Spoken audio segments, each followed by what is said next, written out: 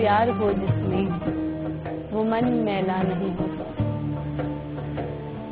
اب آپ سے اب جاننا چاہوں گی علامہ صاحب کہ کچھ ہماری جو نئی جنریشن ہے، خاص طور پہ نوجوان نسل، ان کو آپ یہ بات بتائیں کہ مولا علی نے ہم مسلمانوں کو کس قسم کی عبادات کا حکم کیا ہے اور ان کا تقویٰ، ان کی پرہیزگاری کے بارے میں کچھ بیان کیجیے۔ آپ کے سوال کے جواب دینے سے پہلے ابھی بہت سی باتیں باقی رہ گئی ہیں، ان کے علم کے بارے میں ابھی بہت سے تشنا ہے۔ جی، مولا امیر المومنین کا یہ دعویٰ ہے جو تاریخ میں ہے کہ آپ نے فرمایا یا معاشر الناس سلونی سلونی قبل ان تفتنونی، جو کچھ مجھ علی سے پوچھنا ہے پوچھ لو قبل اس سے کہ میں تم سے جدا ہو جاؤں۔ اور مولا علی کا علم اور یقین خدا کی ذات کے بارے میں وہ فرماتے ہیں کہ اگر ظاہر بظاہر خدا میرے سامنے آ جائے تو مجھ علی کے یقین میں اضافہ نہیں ہوگا جو یقین میں خدا کی ذات پر پیدا کر چکا ہوں۔ اور یہاں میں پرانتر میں ایک مسئلہ جو ہے اس کا حل پیش کیے دیتا ہوں۔ مثلا اکثر لوگ یہ سمجھتے ہیں کہ مولا علی کو مشکل کشا کہا جاتا ہے۔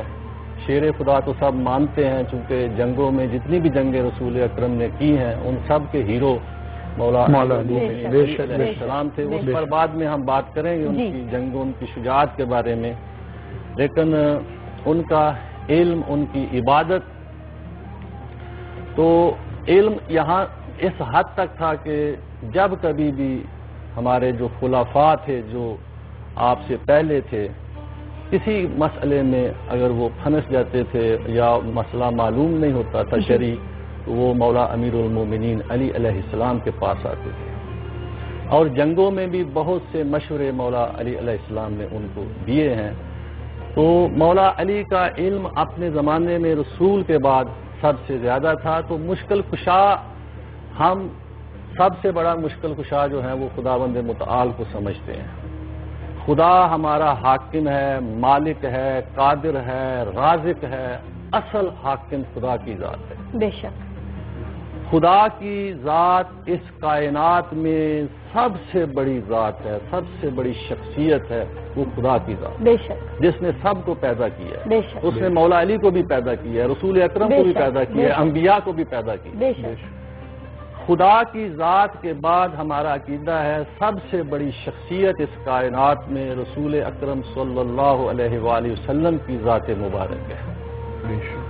اور رسول اکرم کے بعد علم میں اور شخصیت کے اعتبار سے ہمارے عقیدے کے مطابق مولا علی علیہ السلام ہے، اس لیے کہ وہ نفس رسول ہے۔ بے شک رسول نے خود ان کو اپنا نفس کہا ہے، اپنی جان کہا ہے، وہ ہے۔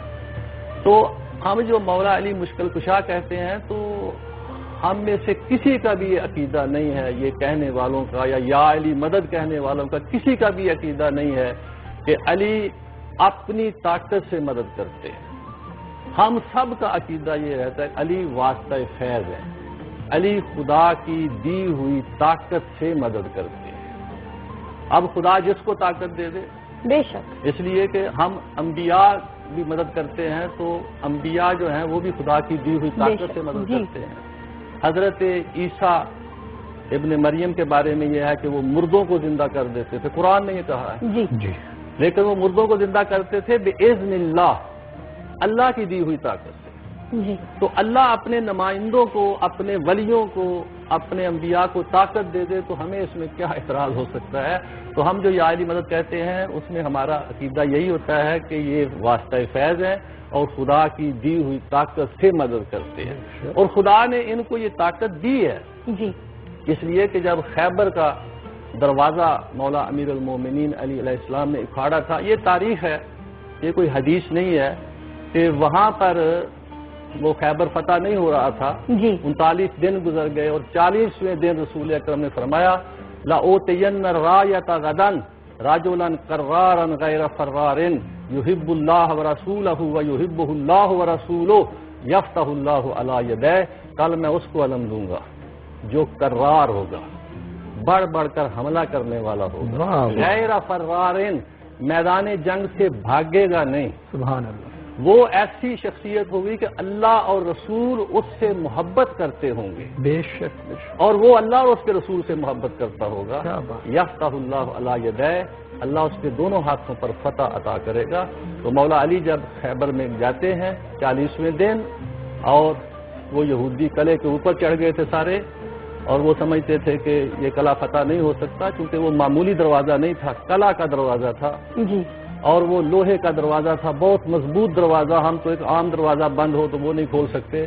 تو مولا علی جب گئے، دیکھا کہ قلعے کا دروازہ بند ہے، آپ نے اس دروازے میں ایسے ہاتھ ڈالا اور ایسے ہلا کر اکھاڑ کر پھینک دیا۔ جب وہ اکھڑا ہوا پھینکا ہوا دروازہ 40 صحابہ اکرام نے اس دروازے کو اٹھانے کی کوشش کی، لیکن تاریخ کہتی ہے کہ اس کو سرکا بھی نہ سکے۔ پھر وہ مولا علی کے پاس آئے، انہوں نے کہا کہ یا علی، اتنا وزنی دروازہ، یہ آہنی دروازہ آپ نے کیسے اکھاڑ لیا؟ اور نادیہ علی بھی پھر اسی میں آئی۔ تو اس وقت مولا علی نے یہ جملہ فرمایا، ما کلاتو بابا خیبرین من قوت الجسمانیہ بل من قوت الربانیہ، میں نے یہ خیبر کا دروازہ اپنی معمولی جسمانی طاقت سے نہیں اکھاڑا، میں نے ربانی طاقت سے اکھاڑا ہے۔ اس کا معنی ہے خدا نے ان کو اپنی طاقت، اور قبلہ اسی میں نادیہ علی بھی اسی وقت رسول اللہ نے بلایا ان کو، بلایا، تو خیبر جو ہے وہ فتح ہوا۔ تو بہرحال اس جنگوں کی طرف ابھی آتے ہیں، آپ سوالات کریں گی۔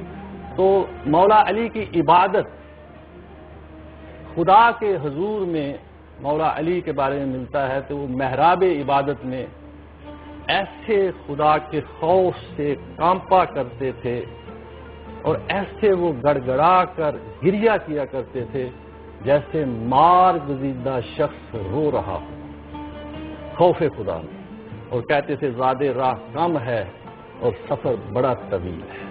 یہ معرفت تھی، یہ عبادت تھی۔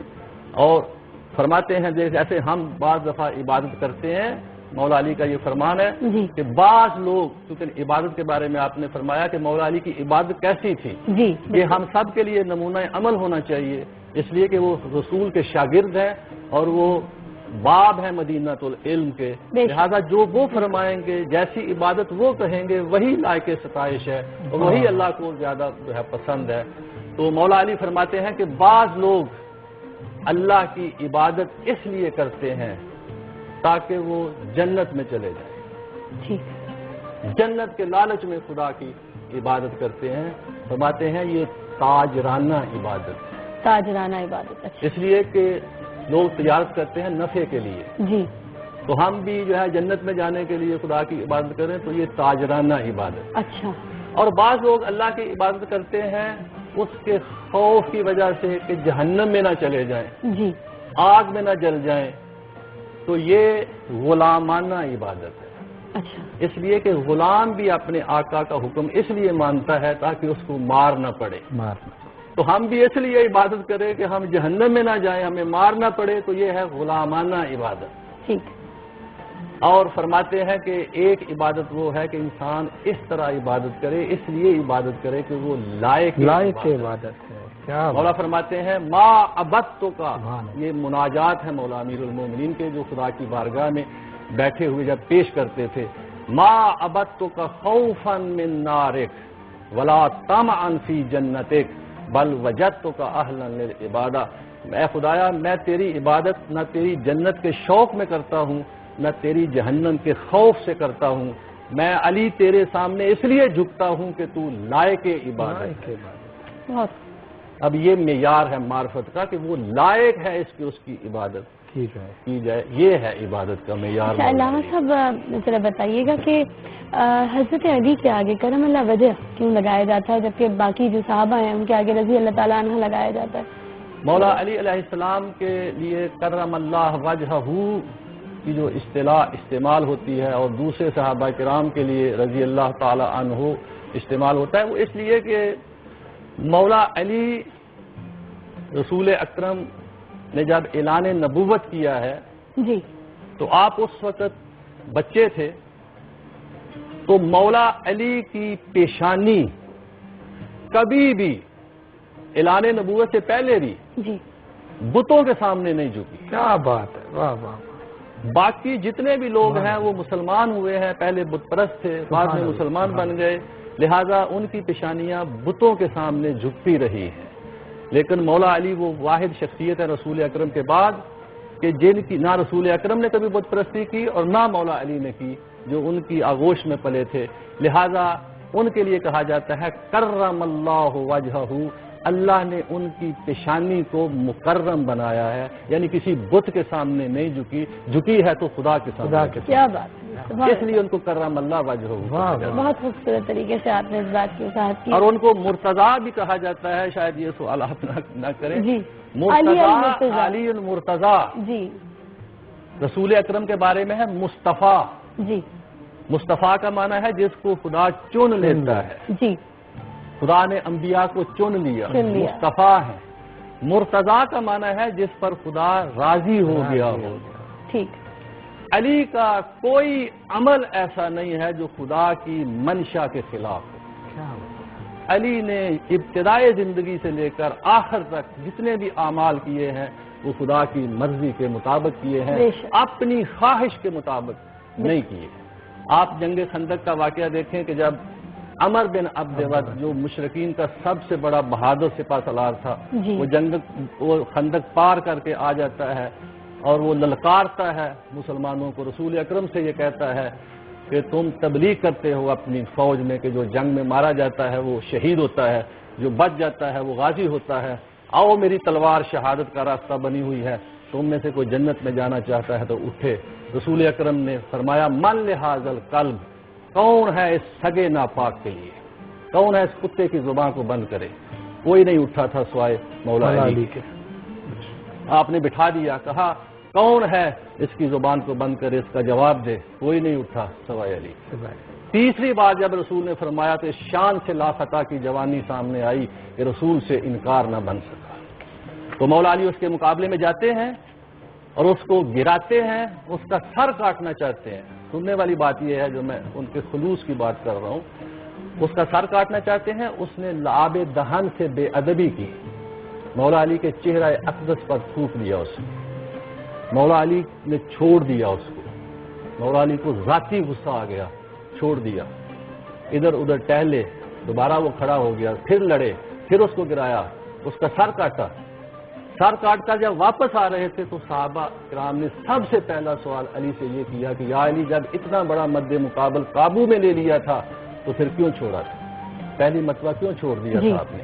تو آپ نے فرمایا کہ جب میں اس کا سر قلم کرنا چاہتا تھا اس نے لعاب دہن پھینکا, مجھ علی کو ذاتی غصہ آ گیا اور میں علی یہ نہیں چاہتا تھا کہ اپنے ذاتی غصے میں اس کا سر قلم کروں. اور وہ تلوار جو راہ حق میں چل رہی تھی اس میں مجھ علی کے ذاتی غصے کی امیزش ہو جائے. کیا بات ہے.